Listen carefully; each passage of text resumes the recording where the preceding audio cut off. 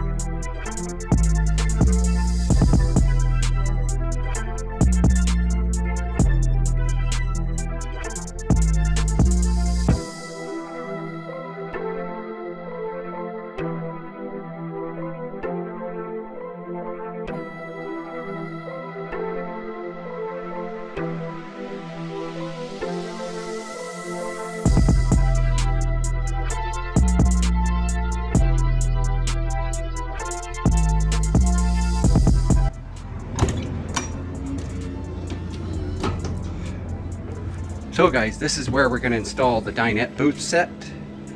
Right in this area right here. Right behind the driver's seat. Hopefully I measured correctly. And then we'll have our couch right after the Dinette Booth set.